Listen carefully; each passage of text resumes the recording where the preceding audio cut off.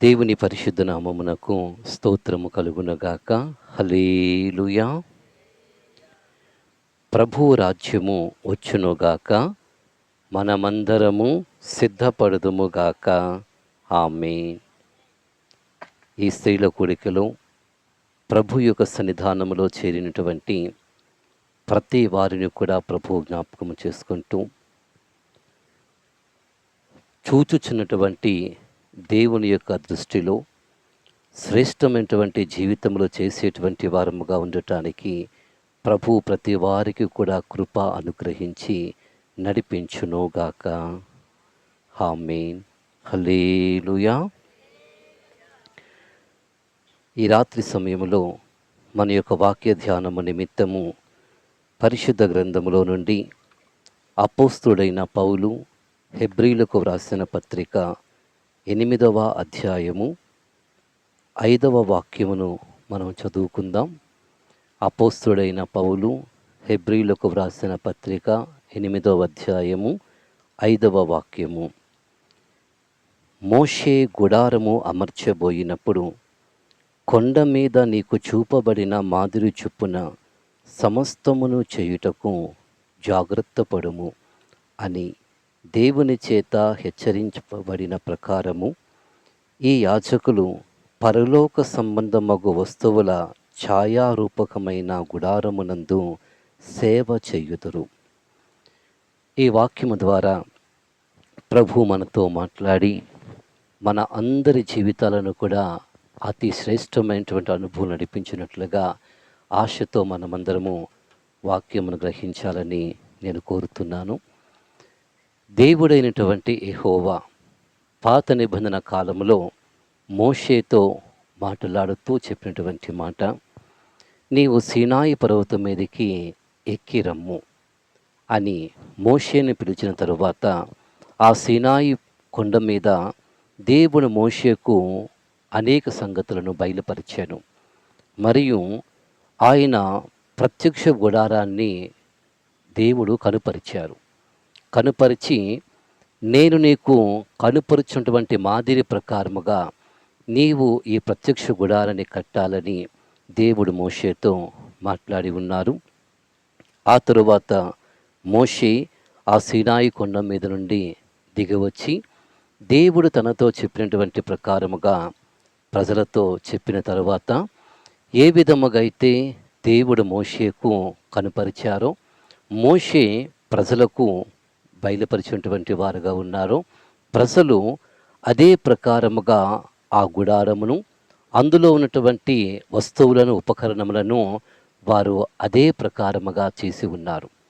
కాబట్టి వారు చేసినటువంటి ఆ కార్యములు ఆ ఉపకరణములన్నీ కూడా చూచినప్పుడు దేవుడు తనతో చెప్పినట్లుగా తను ప్రజలతో చెప్పినట్లుగా చేయటమును చూచినటువంటి మోషే ఆ ప్రజలను దీవించినట్లుగా దేవుని వాక్యములో వ్రాయబడుతున్నది. ఇక్కడ లేఖనము మనతో మాట్లాడుతున్నది. దేవుడు మోషేతో మాట్లాడుతూ కొండ మీద నీకు చూపబడిన మాదిరి చొప్పున సమస్తమును చేయుటకు జాగ్రత్త పడము అని దేవుని చేత హెచ్చరించబడ్డాడు. మోషేను దేవుడు హెచ్చరించారు, మోషే నీవు గుడారమును కట్టాలి, అయితే ఎలాగూ కట్టాలో దాన్ని నీకు కనుపరుస్తూ ఉన్నాను, ఆ ప్రకారముగా చేయుటకు నువ్వు చాలా జాగ్రత్త పడాలి, నువ్వెంత మాత్రము కూడా దానిని తప్పించి ఏ విధముగా కూడా చేయకూడదు అని చెప్పి దేవుడు హెచ్చరిక చేయటమును మనమందరము కూడా గ్రహించుచున్నాము. ఈ రాత్రి కాల సమయంలో కూడా దేవుడు మనకు కనపరుచుచున్నవి, దేవుడు మనకు బయలుపరుచుచున్నవి, మనం వినుచున్నవి ప్రతీది కూడా జాగ్రత్తగా మనమందరము కూడా గ్రహించాలి. దేవుడు ఏదైతే మనకు కనపరుస్తున్నారో, దేవుడు ఏదైతే మనకు బయలుపరుస్తున్నారో, మనకు చూపించుచున్నారో, మనతో మాట్లాడుచున్నారో ఆ ప్రకారంగా మనము జీవించటానికి, మనమందరము కూడా ప్రవర్తించటానికి చాలా జాగ్రత్త పడేటువంటి వారముగా కనపడుతూ ఉండాలి. ఆమేన్. అజాగ్రత్తగా ఉండటం వలన చచ్చును అనే దేవుని వాక్యం సెలవిచ్చుచున్నది.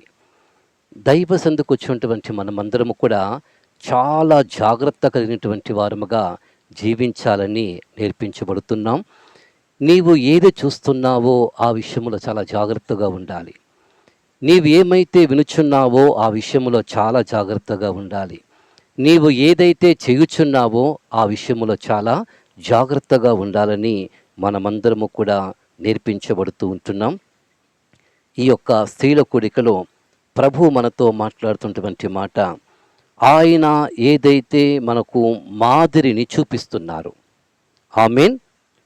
నీకు చూపబడిన మాదిరి చెప్పున మన యొక్క జీవితము ఏ విధముగా ఈ లోకములో జీవించాలి, ఒక ఉన్నతమైనటువంటి క్రైస్తవ జీవితము, విశ్వాస జీవితము, ఒక క్రైస్తవ స్త్రీ యొక్క జీవితం అనేది ఎలాగ ఉండాలి అని దేవుని యొక్క వాక్యము మనకు మాదిరిగా చెప్పబడుతున్నదో, మన ముందు కొంతమంది జీవితాలను, పరిశుద్ధులను, మన ముందున్నటువంటి వారి అనుభవాలను దేవుడు మనకు బయలుపరచుచూ ఉంటుండగా మనము వాటి విషయంలో చాలా జాగ్రత్త పడుతూ మనమందరము కూడా అనుసరించేటువంటి వారముగా ఉండగలిగితే మన యొక్క జీవితం అనేది ఎంత అద్భుతకరముగా, ఆశీర్వాదకరముగా మార్చబడుతుందో అన్న సత్యాన్ని మనమందరము కూడా జ్ఞాపకం చేసుకుంటూ ఉన్నాం.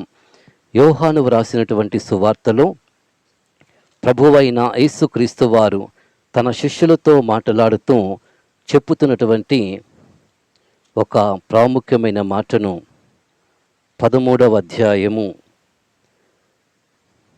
15వ వచనములో మనం చదువుతాము.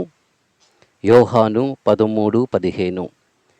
నేను మీకు చేసిన ప్రకారము మీరును చేయవలనని మీకు మాదిరిగా ఇలాగు చేసితిని.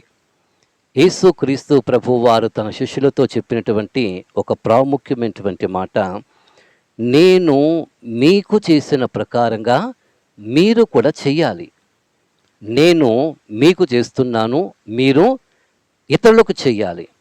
ఆ విషయంలో నేను మీకు మాదిరిగా ఉండటానికి మాత్రమే కార్యం చేస్తున్నాను.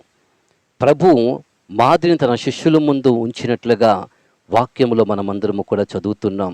అదే ప్రకారంగా అపోస్తలుడు అయిన పేతురు రాసినటువంటి మొదటి పత్రిక 2వ అధ్యాయము 21వ వాక్యములో కూడా యేసుక్రీస్తు ప్రభు వారి జీవితమును గురించి పేతురు వ్రాయుచు, క్రీస్తు కూడా మీ కొరకు బాధపడి మీరు తన అడుగు జాడల యందు నడుచుకున్నట్లు మీకు మాదిరియుంచి పోయెను. యేసుక్రీస్తు ప్రభు ఆయన వచ్చారు, ఆయన వెళ్ళిపోయారు. కానీ యేసుక్రీస్తు ప్రభు ఈ లోకానికి వచ్చి ఆయన చేసిన కార్యము, ఉంచిన కార్యము ఒకటి ఏమిటంటే మాదిరికరమైనటువంటి శ్రేష్టమైన జీవితముగా మనమందరము కూడా గ్రహించవలెను. యేసుక్రీస్తు ప్రభు వారి గురించి సమీపముగా ఉండి యేసును ఎరుగునటువంటి ఆ పేతురు చెప్పినటువంటి మాట, మీకు మాదిరి ఉంచి పోయాను. మనము ఈ లోకానికి వచ్చాం, ఏదో ఒక రోజున తప్పకుండా ఈ లోకాన్ని విడిచి మనము పోతాం. ప్రతివారు కూడా ఏదో ఒక సమయంలో పోయేటువంటి వారంగా కనపడుతూ ఉంటాం. అయితే మనము వెళ్ళే ముందు ఒక శ్రేష్టమైనటువంటి జీవితాన్ని తప్పకుండా మనమందరము కూడా నేర్చుకోవాలి. ఏమిటంటే మన జీవితంలో ఏ ఒక్క విషయములో అయినా సరే ఇతరులకు మాదిరి ఉండేటువంటి జీవితాన్ని కానీ మనము పొందుకొనగలిగి మనం మరణించే ముందు ఒక విషయములో మాదిరి ఉంచి కానీ వెళ్ళిపోతే ఆ జీవితం అనేది ఎంత శ్రేష్టమైనదిగా ఉంటుందో అన్న సత్యాన్ని మనమందరము కూడా జ్ఞాపకం చేయబడుతూ ఉంటున్నాం. యేసుక్రీస్తు ప్రభువారు ఆయన వెళ్ళిపోయారు. వెళ్ళే ముందు ప్రభువు చేసిన కార్యం ఏమిటంటే మాదిరి ఉంచి వెళ్ళిపోయాను.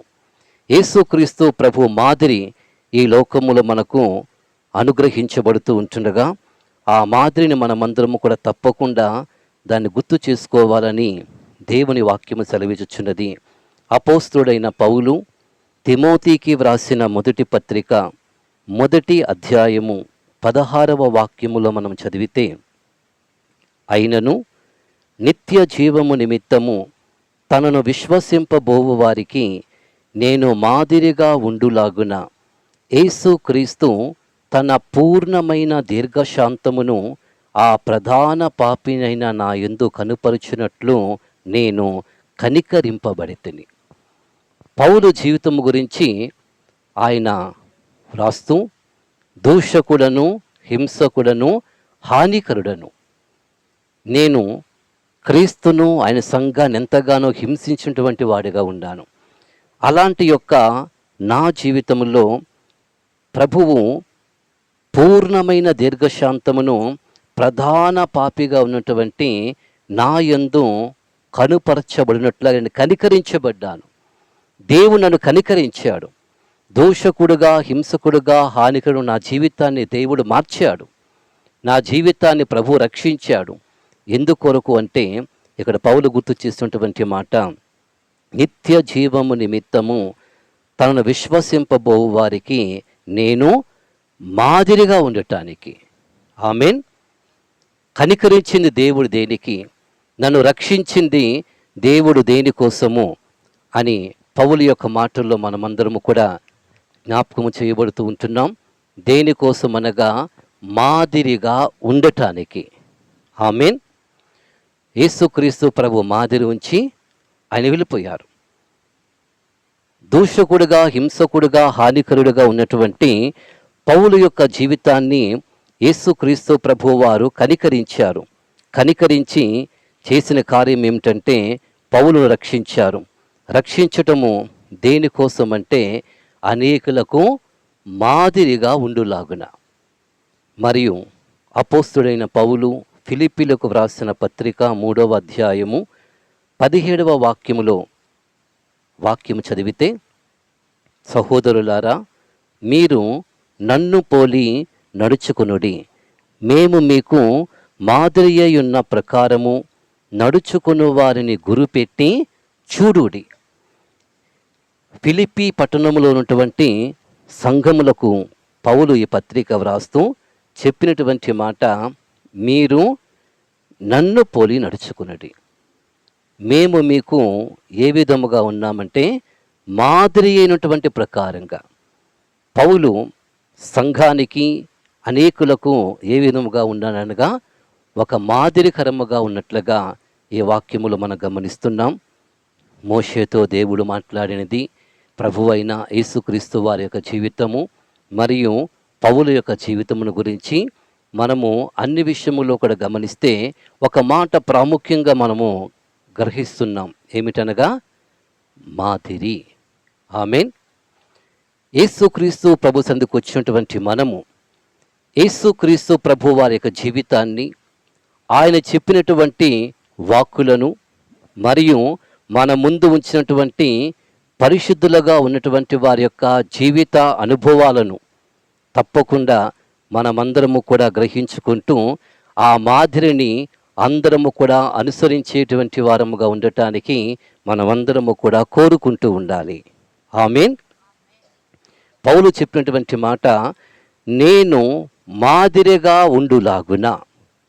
మాదిరిగా ఉండడానికి దేవుడు నన్ను కనికరించాడు. ఈ రాత్రి సమయంలో ప్రభు సందుకు వచ్చినటువంటి మనందరితో కూడా ప్రభువు మాట్లాడుతున్నారు. ప్రభు నిన్ను ఎందుకు ఏర్పరచుకున్నారు, తన సన్నిధికి ఎందుకు పిలుచుకున్నారు, ఎందుకు రక్షించుకున్నారంటే నీవు అనేకులకు మాదిరిగా ఉండాలి.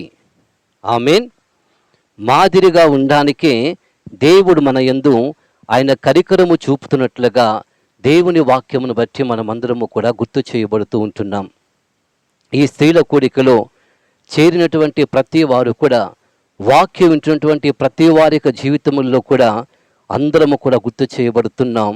మీ అందరూ కూడా ఎలాగ ఉండాలా అంటే మాదిరికరమైనటువంటి జీవితాన్ని చేసేటువంటి వారుగా తప్పకుండా కనపడుతూ ఉండాలి. ఆమేన్. ఏ విధముగా మాదిరి చూపవన్నటువంటి ప్రకారముగా, ఏ విధముగా అయితే మాదిరి చెప్పున చేయుటకు జాగ్రత్త పడాలి అని దేవుడు ఆనాడు మోషేతో మాట్లాడినటువంటి వారుగా ఉంటున్నారు.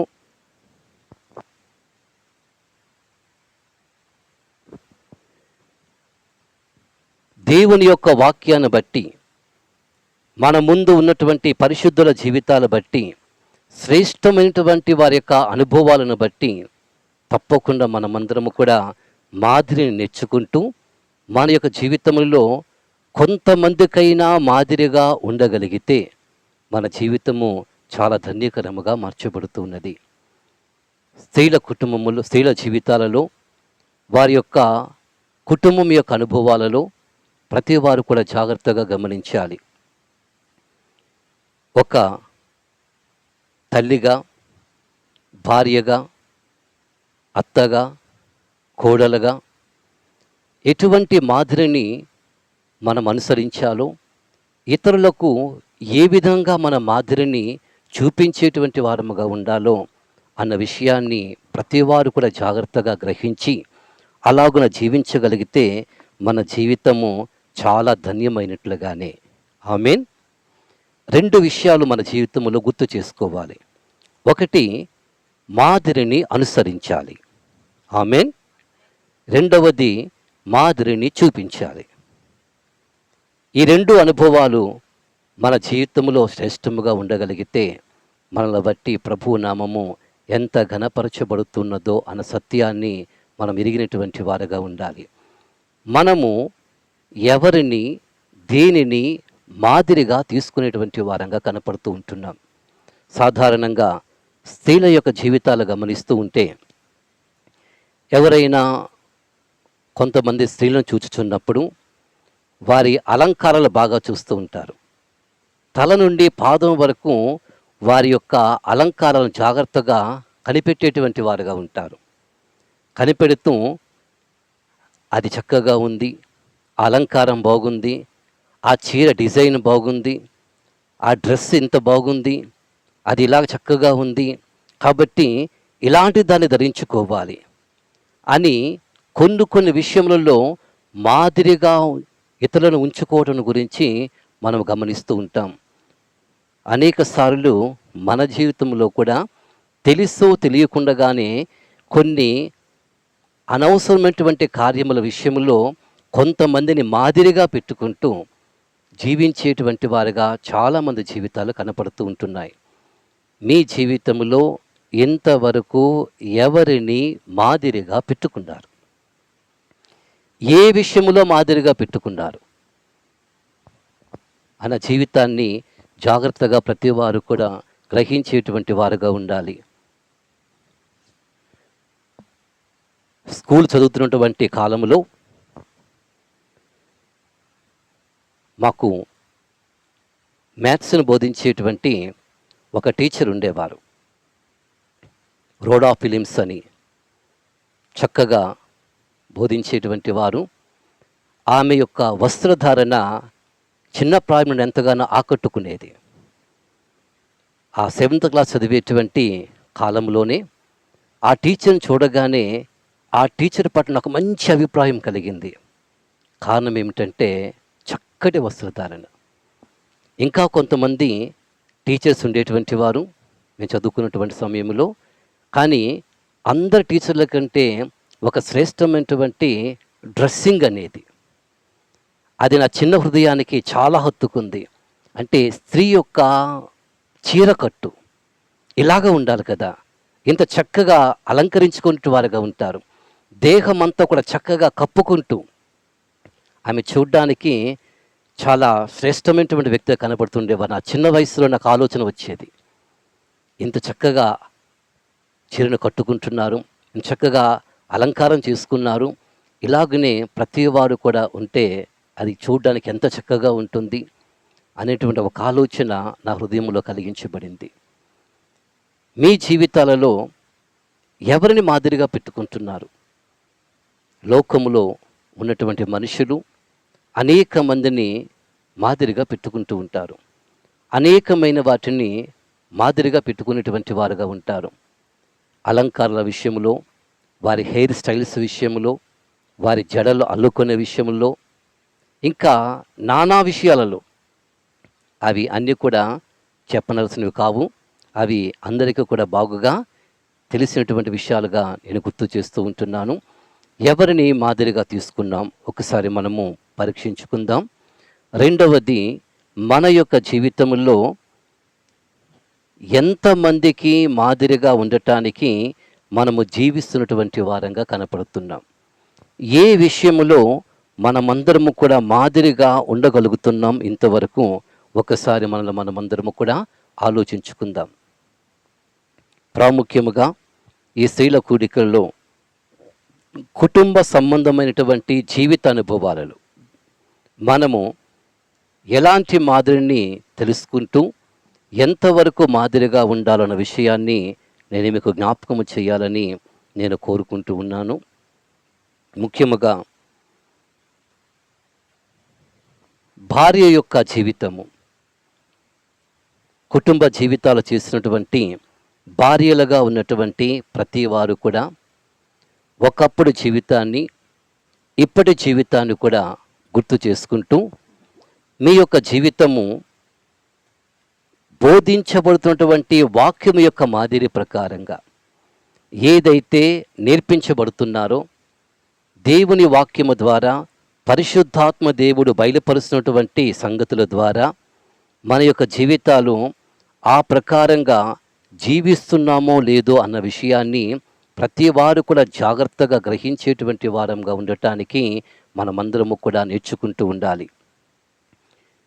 అనేక మంది భార్యల మధ్యలో ఒక భార్యగా ఉన్నటువంటి నిన్ను ఏ విషయంలో మాదిరిగా తీసుకోవడానికి జీవితాలు కనపడుతూ ఉన్నాయి. దేవుని వాక్యం చెప్పుచున్నది భార్యాభర్తల జీవితాన్ని గురించి ప్రాముఖ్యమైనటువంటి మాట. స్త్రీలారా, మీ స్వపురుషులకు లోబడి ఉండుడి.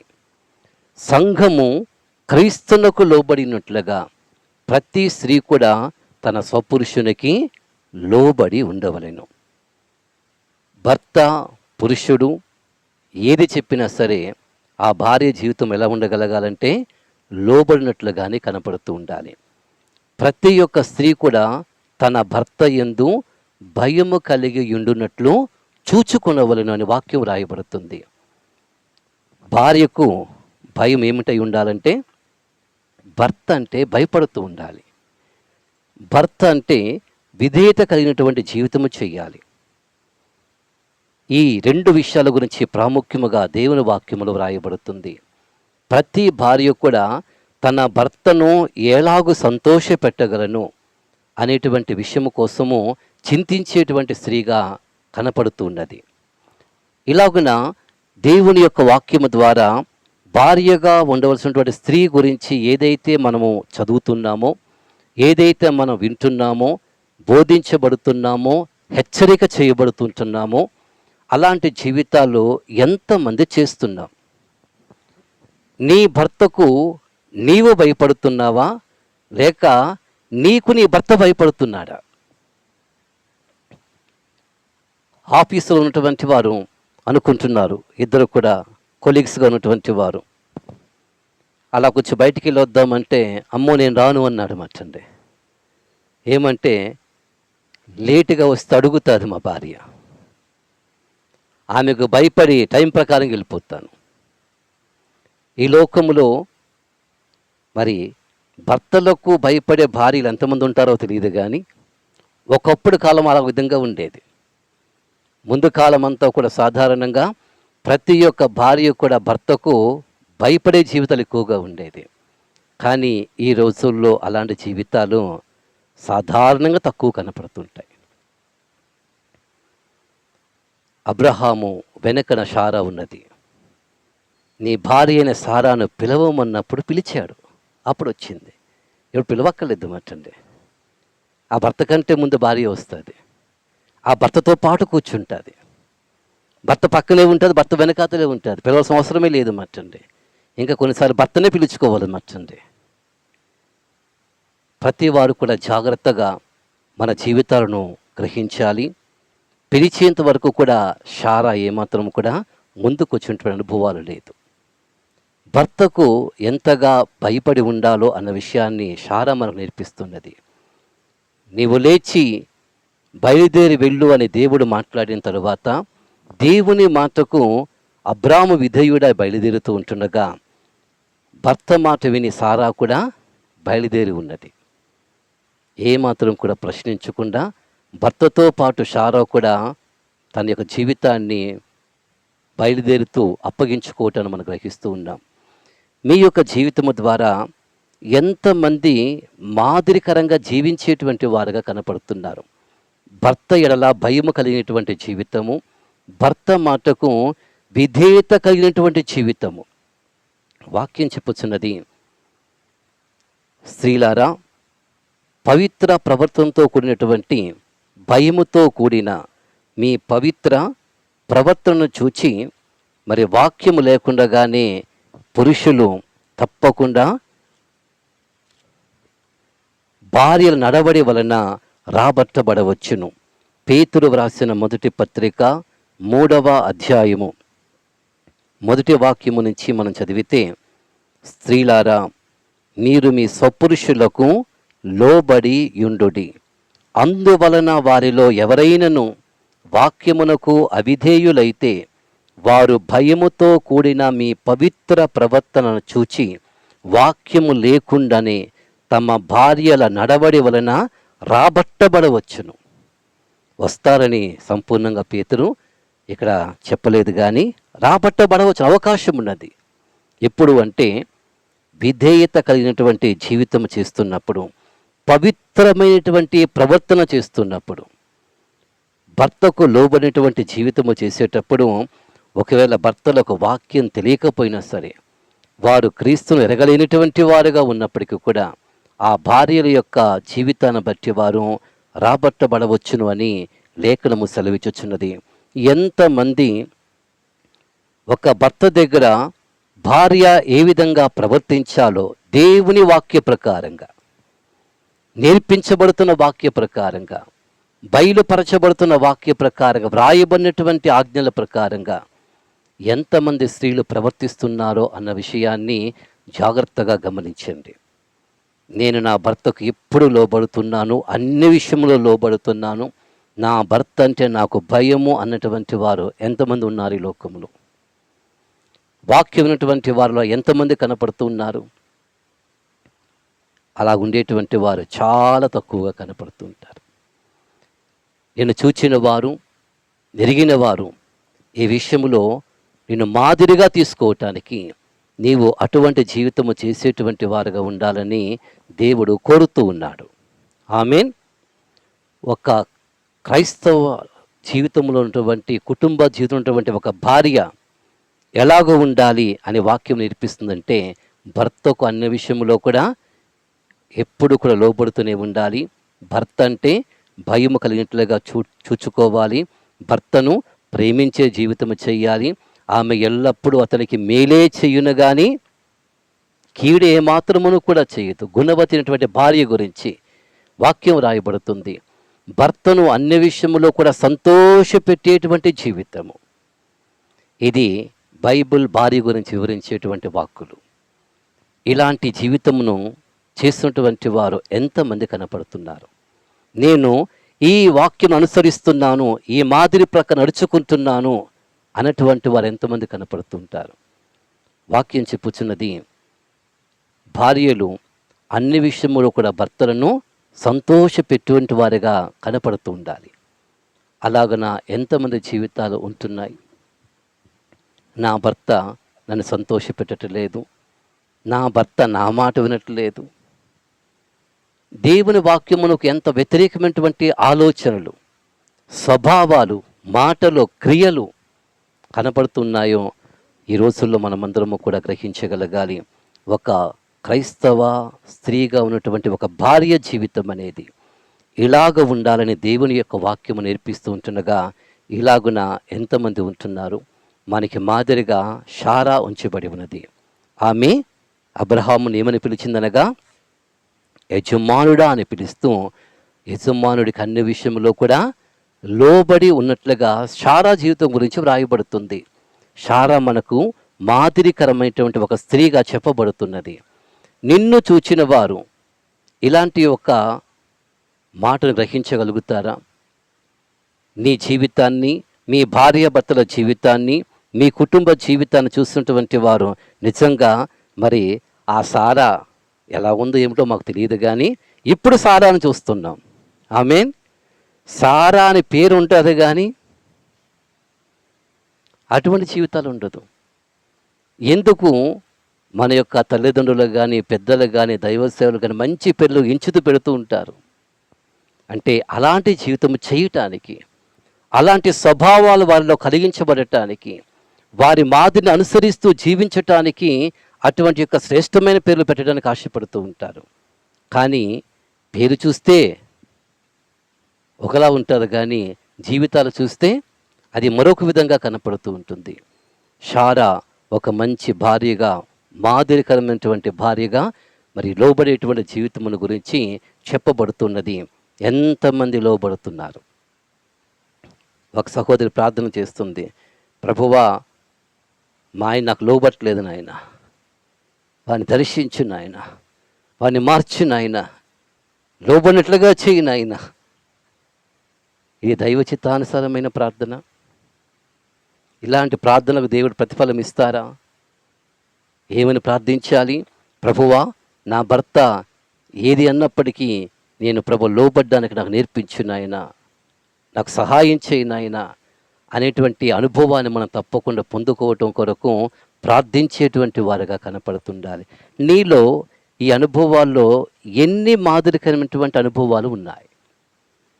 అనేక కాలంగా వాక్యం వింటున్నాం, కానీ మన జీవితంలో ఎంతవరకు మాదిరిని తీసుకునేటువంటి వారంగా ఉంటున్నాం? ఎంతమందికి మాదిరిని చూపించేటువంటి వారంగా కనపడుతున్నామో ఒక్కసారి మనమందరము కూడా ఆలోచించుకుందాం. రెండవ అనుభవం, ఇది వింటున్న ప్రతి వారికి ఈ కుటుంబ జీవితాన్ని కూడా జాగ్రత్తగా గమనించాలని కోరుతూ ఉన్నాను. ఏ గృహంలో కూటమి ఏర్పాటు చేయబడుతుందో, ఏ కుటుంబంలో అయితే ఏర్పాటు చేయబడుతుందో, ఆ కూడిక ద్వారా ఆశీర్వదించబడాలంటే వాక్యం అనేది చాలా ప్రాముఖ్యమైనది.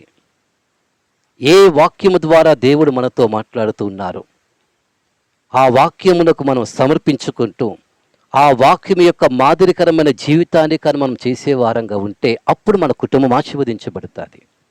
ఆమేన్. ప్రార్థన జరిగినంత మాత్రాన ఆశీర్వాదము జరగదు.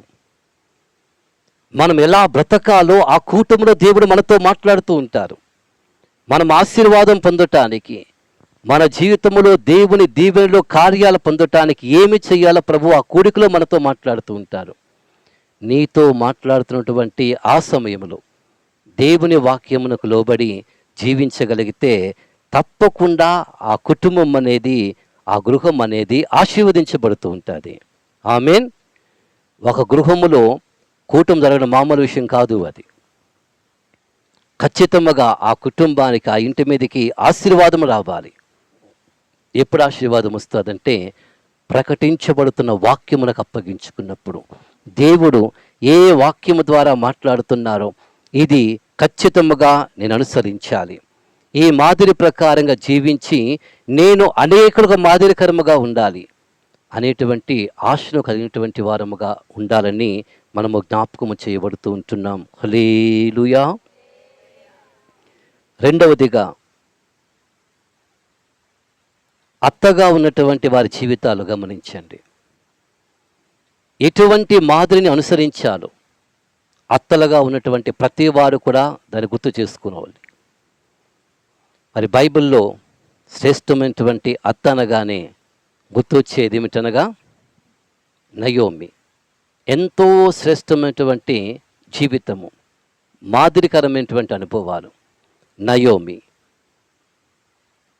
ఆ కోడల విషయంలో నయోమి బట్టి మాత్రమే మోయాబు దేశము నుంచి ఆ రూతు యూదా బెత్లెహేమునకు రావటం మనమందరము కూడా గ్రహిస్తాం.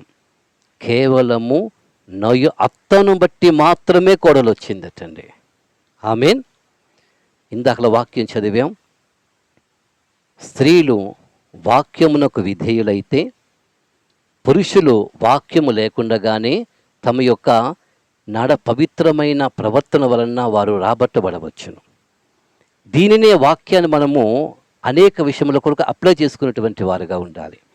కోడలు ఒకవేళ దేవుని వాక్యమునకు అవిధేయులుగా ఉంటే, దేవుని ఎరుగున వ్యక్తిగా ఉంటే, ఒక పవిత్రమైనటువంటి దేవుని వాక్యమునకు విధేయమైనటువంటి అత్తవలే జీవించేవారుగా ఉంటే, ఆ అత్తను బట్టి కోడలు ఏమి చేయబడుతుందంటే రాబట్టబడుతూ ఉందటండి. ఆమేన్. అత్తను బట్టి కోడలు రాబట్టబడాలి అంటే అత్త ఏ విధముగా జీవించాలో దేవుని యొక్క వాక్యాన్ని జాగ్రత్తగా ఎరిగినటువంటి వారే ప్రతి ఒక్క స్త్రీ కూడా జీవించగలిగితే ఆ జీవితం అనేది ఎంత శ్రేష్టముగా ఉంటుందో మనం గ్రహించాలి. మరి చాలామంది తెలుసో తెలియకుండానో ఎటువంటి అత్తలుగా ఉంటారంటే సూర్యకాంతం అత్తలాగా ఉంటారటండి. చాలా పాపులర్గా చెప్తారన్నట్టండి. సూర్యకాంతం అత్త అంటే మామూలు అత్త కాదన్నట్టండి. దేవుని యొక్క వాక్యం ఎరిగినటువంటి మన యొక్క జీవితాలలో ప్రతి అత్తలుగా ఉండేటువంటి యొక్క అనుభవాలు, అత్తలు కాబోతున్నటువంటి వారందరూ కూడా, ప్రతి స్త్రీ కూడా ఖచ్చితంగా నయోమి జీవితము అత్తలుగా ఉన్నటువంటి వారి యొక్క అనుభవాలను తప్పకుండా నేర్చుకోవాలి. దానిని సాధన చేస్తూ వారి కుటుంబ జీవితంలో తమ యొక్క కోడళ్ళ పట్ల జీవించగలుగుతూ ఉంటే ఆ జీవితం అనేది ఎంత శ్రేష్టముగా ఉంటుందో మనం గ్రహించాలి. ఇక్కడ ఉన్నటువంటి వాక్యం వింటున్నటువంటి అత్తలుగా ఉన్నటువంటి వారి జీవితాలలో ఎవరిని మాదిరిగా తీసుకుంటున్నారు? ఏ వాక్యాన్ని మాదిరిగా తీసుకోవటం కొరకు నేర్చుకునేటువంటి వారంగా ఉన్నాం? నిన్ను బట్టి ఎవరు మాదిరిగా జీవించడం కోసం ఆశపడుతూ ఉంటున్నారు? అత్త బయటికి వెళ్ళింది, కోడలు ఇంట్లో ఉంది. ఆ ఇంటికి ఒక భిక్షగాడు వచ్చాడు. ఆ కోడలంది, లేదు బయటికి వెళ్ళిపోంది, పక్కింటికి వెళ్ళిపోమంది. ఆ భిక్షగాడు పక్కింటికి వెళ్ళిపోతున్నాడు. ఈ లోపల అత్త వచ్చింది. ఎవడు ఇంటికి వచ్చాడు అందమంటండి. ఏం లేదు అత్తయ్య గారు, అడుక్కునేవాడు వచ్చాడు, అలా వెళ్ళిపోమన్నాను. వెంటనే బయటికి వెళ్ళి రా అందమంటండి. పక్కింటికి వెళ్ళిపోతున్నాడు, పిలిచింది అత్తయ్య. అబ్బో ధర్మాత్మురాలు, కోడలు ఎంతో ఇది పిసినారిగా ఉన్నట్టుంది. ఈ అత్తయ్య పిలుస్తుంది, ఎంతో సంతోషంతో వచ్చాడు. మా కోడలు ఏమంది? లేదు పక్కింటికి వెళ్ళిపోమంది. అది అవత చెప్పడానికి అంది. నేను చెప్తాను పో అంది. ఇంట్లో నాది అధికారం, కోడలదేంటి? అది చెప్తున్న వెళ్ళిపోవడం ఏంటి? నేను చెప్తున్నాను పో. ఎంత మాదిరిగా జీవితం! ఏం నేర్పిస్తుంది కోడలకి? తన ఇంటి కోడలకి ఏం నేర్పిస్తుంది? తన చుట్టూ ఉన్న వారికి ఏం నేర్పించేటువంటి స్త్రీగా కనపడుతుంది? కష్ట సమయంలో వచ్చినప్పుడు ఆకలిగొన్న వారికి ఆహారం ఇవ్వాలని దేవుని యొక్క వాక్యం చెప్తుంటుండగా అత్త ప్రకారముగా మాదిరికరముగా ఉంటే ఆ తర్వాత కోడల జీవితం కానీ ఉన్న బిడ్డల జీవితాలు కానీ ఏం నేర్చుకుంటారంటే అత్త వలె వారు చేయటానికి ఆశపడేటువంటి వారుగా కనపడుతూ ఉంటారు. ఈ రోజుల్లో అత్తలుగా ఉన్నటువంటి ప్రతి వారి జీవితాలు కూడా జాగ్రత్తగా పరీక్షించుకోవాలి. దేన్ని అనుసరిస్తున్నారు మీరు? మీ జీవితం ఇష్ట ప్రకారంగా ప్రవర్తించకూడదు. గురులేని జీవితాలుగా మన జీవితాలు ఉండకూడదు. మోషేతో దేవుడు హెచ్చరిక చేస్తున్నారు, కొండ మీదని కనుపరచబడినటువంటి మాదిరి ప్రకారంగా చేయుటకు జాగ్రత్త పడు సుమి. చాలా జాగ్రత్తగా నువ్వు చూడాలి, జాగ్రత్తగా వాటిని జరిగించాలి. మోషే నువ్వు జాగ్రత్తగా వాక్యం వినాలి మన జీవితాలలో. ఆమేన్. నిర్లక్ష్యంగా వాక్యం వినొద్దు, ఏమరపాటుగా వాక్యాలు వినొద్దు. చాలా జాగ్రత్తగా వాక్యం వినాలి. ఇదిగో అత్త అని దేవుడు మాట్లాడుతుంటుండగా నాతో దేవుడు ఏం మాట్లాడుతున్నారు, నేను ఏ విధంగా ప్రవర్తించాలని దేవుడు నాతో మాట్లాడుతున్నారు, నేను జాగ్రత్తగా వినాలి, ఆ ప్రకారంగా జీవించాలి అనేటువంటి ఒక ఆశ ప్రతి అత్తలుగా ఉన్నటువంటి వారి జీవితంలో పొందుకోవాలని దేవుని యొక్క వాక్యము సెలవిచ్చుచు ఉన్నది. ఆమేన్. అత్తలుగా ఉన్నటువంటి వారికి దేవుని వాక్యం నీ కొరకు ఏం రాయబడి ఉందంటే ఎంతమంది చెప్పేవారు కనబడతారు? అసలు ఏ వాక్యాలు అత్తల కోసం బైబిల్ గ్రంథం రాయబడి ఉన్నాయో గ్రహించేటువంటి అనుభవాలు మనకున్నాయా? మీకున్నటువంటి కోడల విషయంలో కావచ్చు, అల్లుల విషయంలో కూడా కావచ్చు. ఎప్పుడూ కూడా ఆలోచన కోడల మీద మాత్రం పెట్టుకోవద్దు సుమి. అల్లులు ఉన్నటువంటి వారు కూడా అత్తలైన సత్యాన్ని గమనించండి. కోడలెంతో అల్లుడు కూడా అలాంటి స్థితి అని ప్రతి వారు కూడా గ్రహించుకోవాలి. వారి విషయంలో ఎలాగ నడుచుకోవాలని, ఎవరిని మాదిరిగా తీసుకోవాలని దేవుని వాక్యాన్ని బట్టి మనం జ్ఞాపకం చేయబడుతుంటున్నామో ఒకసారి మనమందరము కూడా గ్రహించగలగాలి. నేను మా తల్లి జీవితంలో గమనించాను. మీరందరూ కూడా విని ఉన్నారో లేదో నాకు తెలియదు, కానీ మరి పెద్దల అడుగాలు వస్తే ఏమని పిలుస్తారు అంటే అల్లుడు గారు అంటారు. వయసులో చిన్నే, చాలా చిన్నే, కానీ పలకడం ఎలా పిలుస్తారంటే అల్లుడు గారు. అత్తలుగా ఉన్నటువంటి వారు మీ పిలుపులు ఒకసారి గుర్తు చేసుకోనండి. రాయ్ ఒరాయిని పిలిచేవారు కొంతమంది అల్లులను, పేరు పెట్టి పిలిచేటువంటి వారు కొంతమంది, ఏయ్ ఓయ్ నిన్నే, రకరకాలుగా పిలిచేటువంటి జీవితాలు చేసేటువంటి వారు కొంతమంది. ఎలాగో పిలుపులు పిలవాలో గమనించండి. అత్తగా ఉన్నటువంటి వారి జీవితాలు ఆ పిలుపులు ఎలా పిలవాలో జాగ్రత్తగా నేర్చుకొని దేవుని వాక్యాన్ని బట్టి కానీ శ్రేష్టముగా నడుచుకొనగలిగితే ఆ జీవితం అనేది ఎంత ఉన్నతముగా ఉంటుందో, ఆమె జీవితాలలో ఎంతగా మాదిరికరముగా ఉంటుందో ఒక విషయాన్ని మనమందరము కూడా జ్ఞాపకం చేయబడుతుంటున్నాం. మీ అల్లుల విషయములో, మీ కోడళ్ళ విషయములో ఎంతమంది జీవితాలు ఈ మాదిరిని అనుసరించేటువంటి వారుగా ఉండగలుగుతున్నారు. నేను జీవిస్తే ఆ అత్త వలె నేను జీవించాలి అనేటువంటి ఆశ మనల్ని బట్టి కలిగించబడుతుందో అన్న విషయాన్ని మనమందరము కూడా జ్ఞాపకము చేయబడుతూ ఉంటున్నాం. క్రైస్తవ జీవితంలో ఎటువంటి తల్లిగా మనం ప్రవర్తించాలో కూడా జాగ్రత్తగా మనం గ్రహించాలి. తన కుమారుడు చాలా వ్యసనపరుడై తల్లిని ఏమాత్రం కూడా పట్టించుకోకుండా తల్లికి చాలా విరోధముగా ఉండి తల్లిని తిడుతూ కొడుతున్నటువంటి ఒక కొడుకున్నాడు. ఎవరైనా వెళ్ళి ఏమ్మా కొడుకు నిన్ను ఏం చేస్తాడంటే, ఏం లేదు బాబు, బాగానే చూసుకుంటాడు, ఏం లేదు. అదేటమ్మా చెప్పమ్మా, కొడుకును ఏ విధంగా హింసిస్తాడు చెప్తే వాడిని పోలీసులు స్టేషన్ తీసుకెళ్ళి వాళ్ళు తన్నిస్తాం. ఆడు బాధపడితే నాకే కదా బాధ అండి. తల్లి మాట, తల్లి మనస్సు గమనించండి. ఆడి దెబ్బలు తింటే నాకే సంతోషం ఉంటుంది. ఆయన 10 మంది చీ అంటే అది నాకు ఎంత బాధాకరంగా ఉంటుంది. నా కొడుకు బాగానే చూసుకుంటున్నాడండి చెప్పిందంటే ఆ తల్లి జీవితం అనేది ఎంత శ్రేష్టమైనది. ఆమెన్. చూడకపోయినా చూస్తానని చెప్పుకునేటువంటి సాక్ష్యం.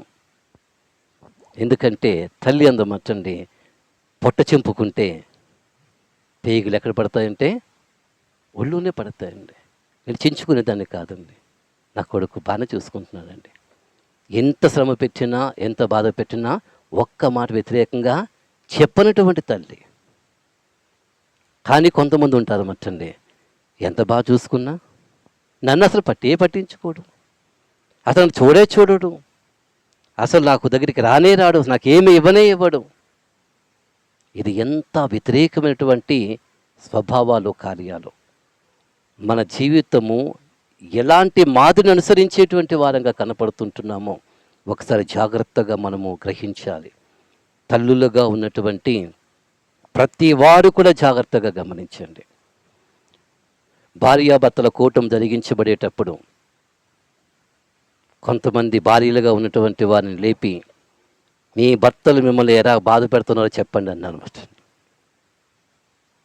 అంటే ఇదే మంచి అవకాశం.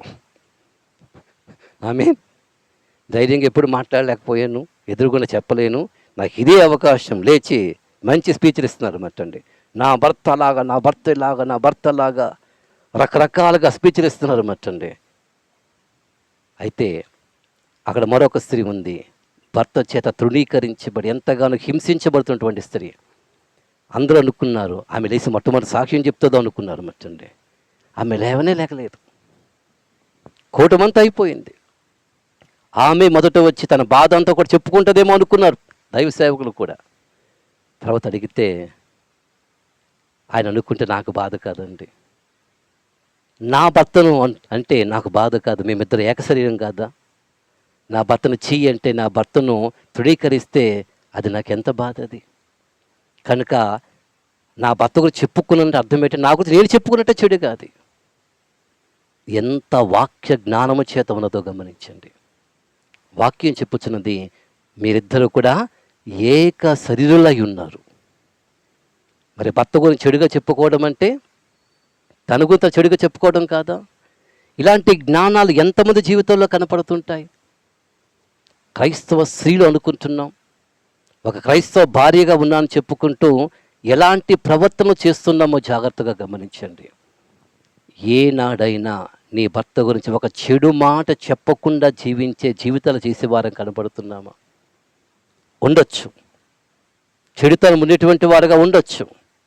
కానీ వారి జీవితం గురించి అలాగ చెడు మాట పలకకుండా నీవు కానీ ఆ జీవితాన్ని అక్కడ జాగ్రత్తగా కొనసాగించబడే విధంగా ఉండగలిగితే నీ జీవితం అనేది ఎంత ధన్యకరముగా ఉంటుందన్న సత్యాన్ని గమనించగలుగుతూ ఉండాలి. ఆమేన్. శ్రేష్టమైనటువంటి తల్లిగా నీవు జీవిస్తే నిన్ను బట్టి అందరూ కూడా మాదిరి అనుసరించడానికి ఇష్టపడుతూ ఉంటారు. అలాంటి తల్లి ఎంతమంది కనపడుతున్నారు? ప్రార్థనతో పెంచే తల్లి, దైవ భక్తిలో పెంచేటువంటి తల్లి. గుణవతైన భార్య గురించి చెప్పబడుతుంది, ఆమె నోరు తెరిచి కృపగల ఉపదేశమును ఆమె బోధిస్తుందటండి. నడవలసిన మార్గాన్ని చిన్నప్పటి నుంచి నేర్పించేటువంటి ఒక జీవితం, తల్లిగా నేర్పించేటువంటి జీవితం. ఎందుకంటే తల్లిదండ్రులే ఆది గురువులు అని ఎంచబడుతున్నారు. మొట్టమొదటిగా నేర్పించేదంతా కూడా ప్రాముఖ్యంగా ఎవరంటే తల్లే నేర్పించేటువంటి జీవితము. అతల్య గురించి వ్రాయబడుతుంది, తన కుమారుడికి దుర్మార్గంగా ప్రవర్తించుటకు ఆమె అది నేర్పించిందటండి. నీవు నీ పిల్లలకు ఏమి నేర్పిస్తున్నావు?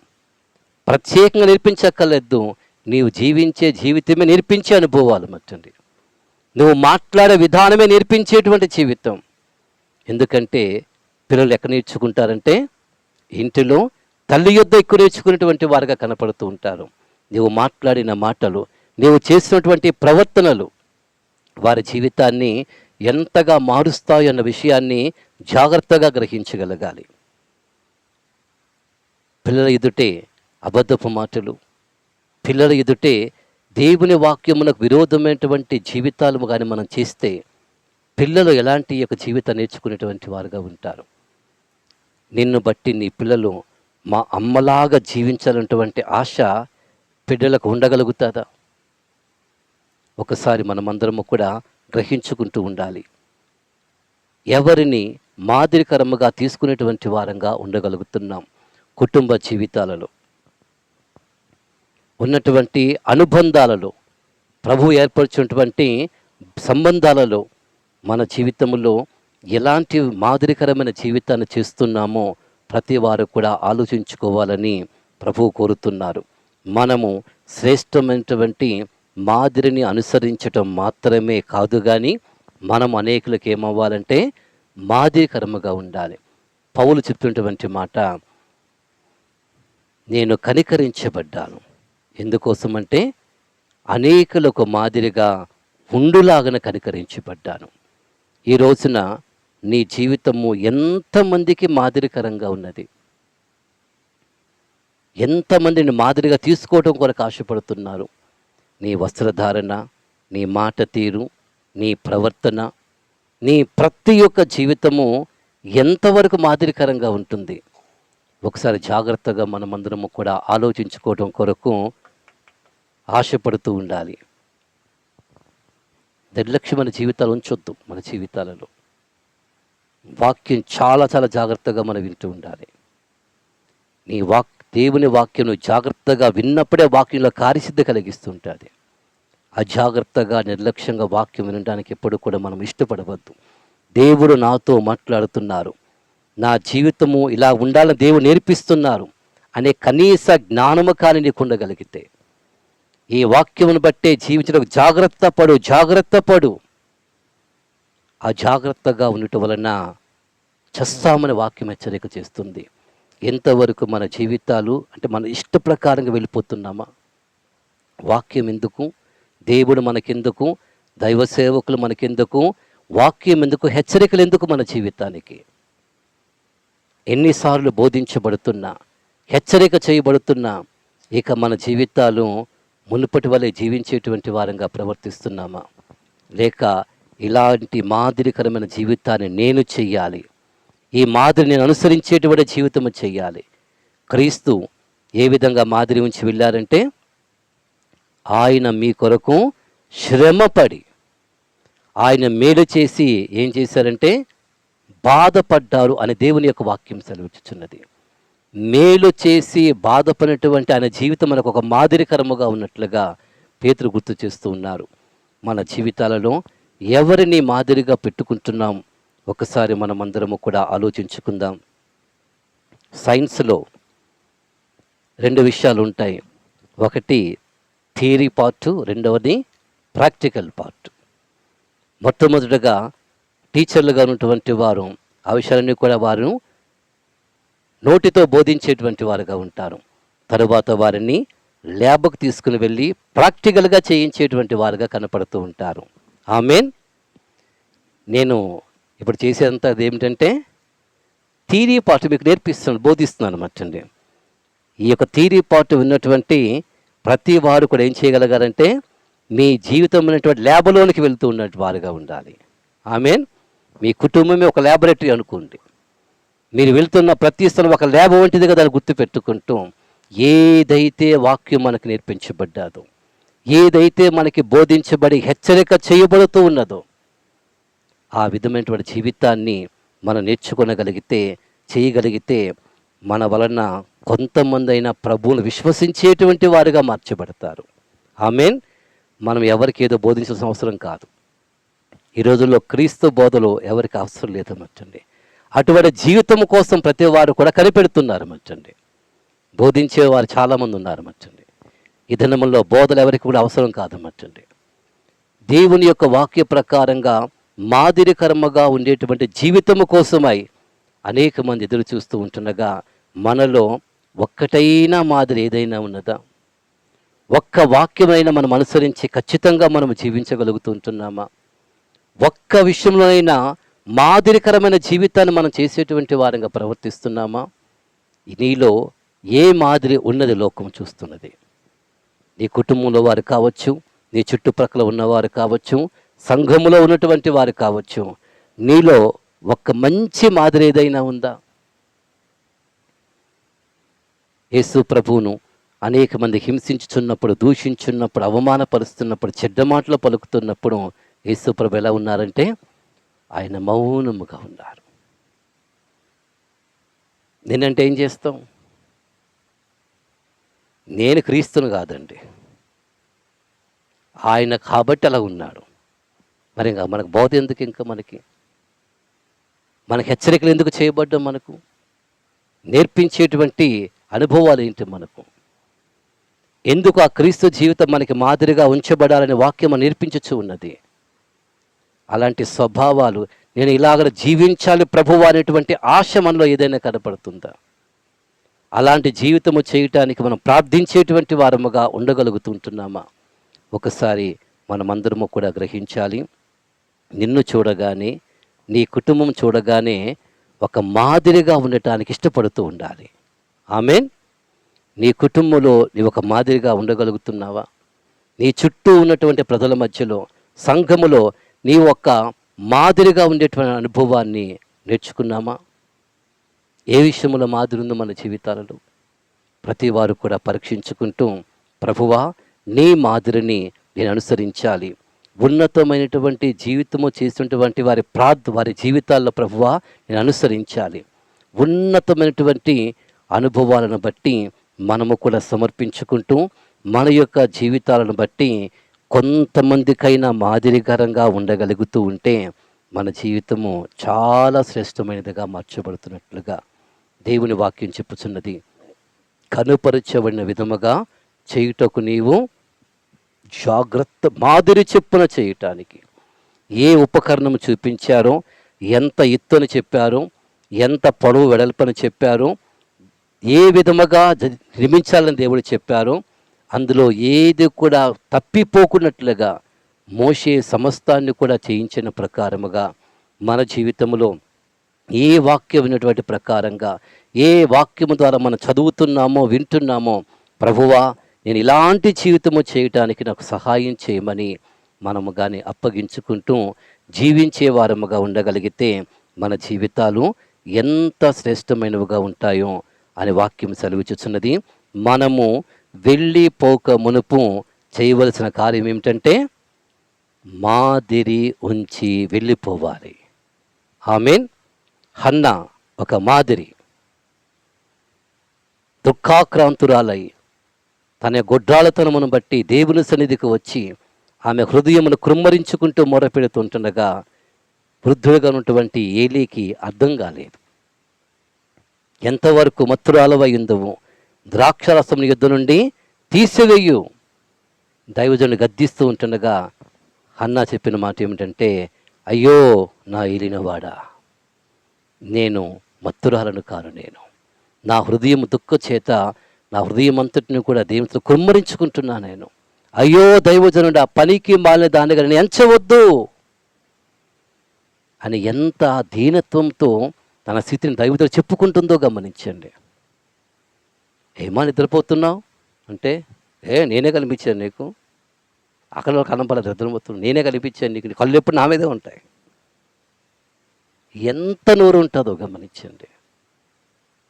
హన్నా జీవితం ఎన్నిసార్లు మనం బోధించబడ్డా, ఒక్కొక్కరి జీవితాన్ని బట్టి స్త్రీల కొడుకుల ద్వారా ఎన్ని శ్రేష్టమైన ఉపదేశాలు మనను బోధించబడ్డా, మన స్వభావాలు మన బుద్ధులు ఏమైనా మారాయా?